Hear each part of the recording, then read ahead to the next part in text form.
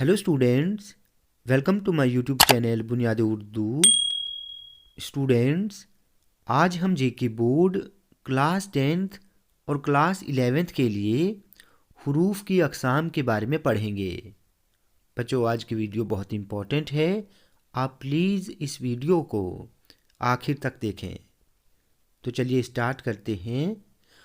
हरूफ हर्फ की जमा है और हर्फ वो कलमा है जो न इस्म होता है और न फ़ेल, बल्कि दो इस्मों को आपस में मिलाने का काम करता है।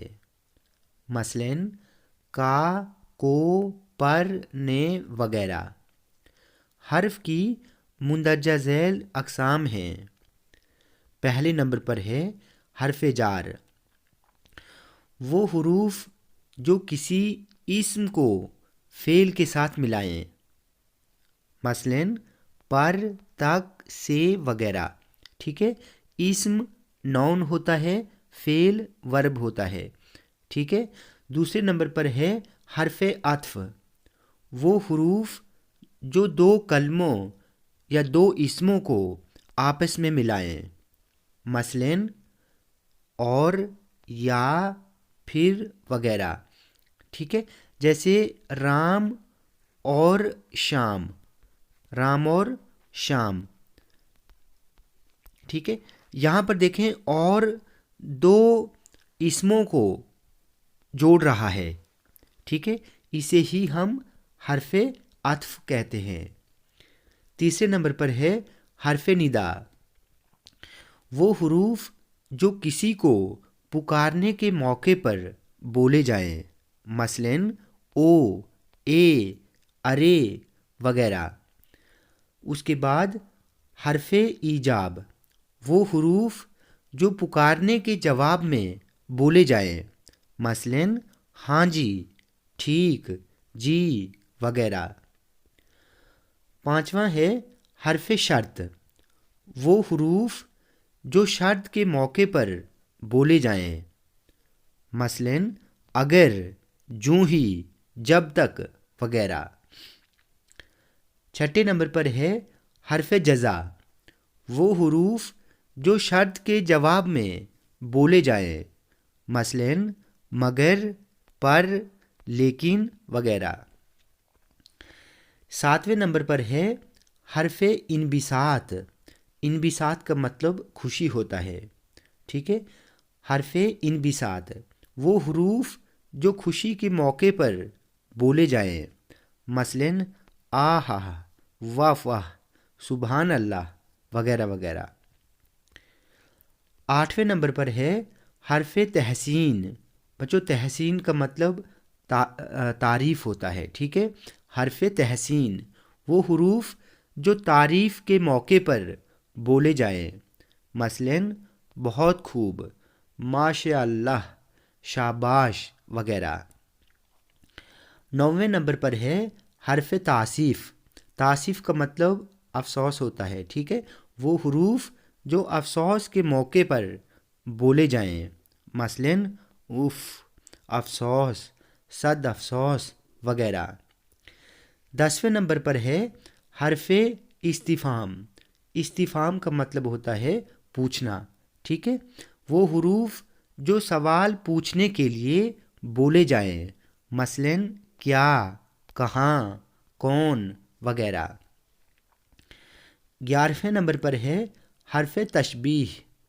वो हरूफ जो एक चीज़ को दूसरी चीज़ की मानिंद, मानिंद का मतलब तरह होता है, दूसरी चीज़ की मानिंद करार देने के लिए इस्तेमाल हों, मसलन मिस्ल, तरह, जैसे, हुबहू वगैरह। उसके बाद है हर्फ इजाफ़त। वो हरूफ जो इस्मों के आपसी ताल्लुक़ या लगाव को ज़ाहिर करें, मसलन का, के, की वगैरह। उसके बाद है हर्फ ताजुब। ताजुब का मतलब हैरानगी होता है। वो हरूफ जो हैरानगी या ताजुब के मौके पर बोले जाएं, मसलन اللہ اللہ، اللہ اکبر، لا حول ولا قوت وغیرہ وغیرہ۔